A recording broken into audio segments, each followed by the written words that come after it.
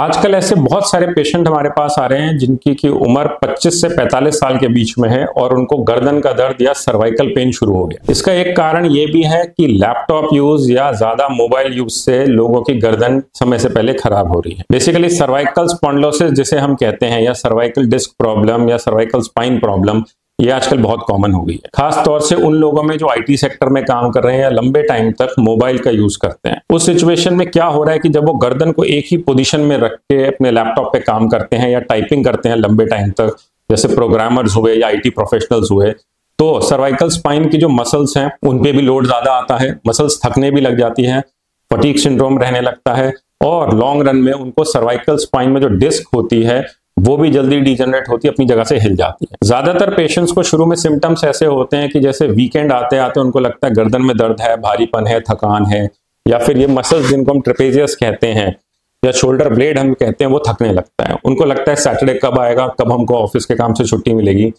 तो वो Saturday Sunday rest करते हैं, मंडे तक उनका पेन कम हो जाता है, लेकिन फ्राइडे आते आते दोबारा उनका ये जो दर्द है ये बढ़ने लग जाता है। इसका कारण है लैपटॉप यूज। और ज्यादातर लोगों में क्या हो रहा है, जब लैपटॉप का यूज खत्म होता है, जैसे 8 घंटे के जॉब के बाद लैपटॉप उन्होंने रख दिया, लेकिन फिर भी मोबाइल में भी काम करने के लिए उनको गर्दन नीचे करनी पड़ती है। जैसे अगर मोबाइल में टाइप कर रहे हैं या कुछ देख रहे हैं तो भी गर्दन नीचे है, तो नेक को आराम नहीं मिल पा रहा है।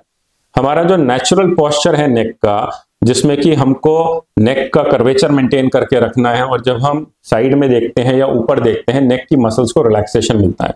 लेकिन जब हम लैपटॉप पे काम कर रहे हैं या परसिस्टेंटली मोबाइल में काम कर रहे हैं, रिलैक्सेशन नहीं मिल पाता। थोड़े टाइम के बाद उनको सिम्टम्स सर्वाइकल डिस्क के भी शुरू हो जाते हैं, जैसे कि हाथ में सुनपन, भारीपन होना, या अगर डिस्क बड़ी निकल गई है तो नस को दबाने लगती है, जो कि हाथ की मसल्स को भी वीक कर देती है और पैरालिसिस के लक्षण दे सकती है। तो अगर आपको लंबे समय तक लैपटॉप पे काम करना है, आपको हर 30 मिनट के बाद ब्रेक लेना चाहिए, अपनी नेक की एक्सरसाइजेस करनी चाहिए।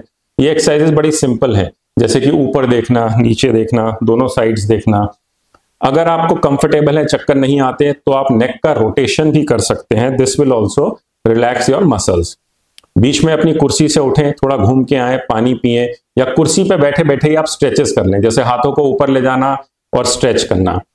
इन चीजों से आपकी मसल्स बीच बीच में रिलैक्स होती रहेंगी।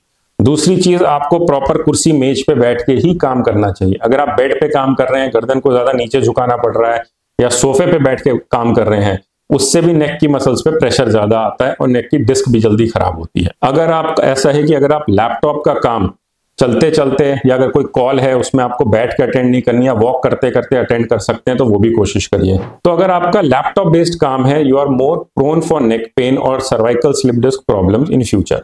आपको ध्यान ये रखना है कि आप अपने वर्किंग आवर्स उनको भी मॉड्यूलेट करें, अपना जो वर्किंग पोस्चर है वो भी अच्छा रखें, नेक की एक्सरसाइजेज आप रेगुलर सुबह शाम करें, और जो स्ट्रेचेस हैं या जो रिलैक्सेशन टेक्निक्स मैंने आपको बताई हैं उसको हर 30 मिनट में अगर आप करते रहेंगे तो भी आपके नेक की प्रॉब्लम होने के चांसेस घट जाते हैं। Thank you.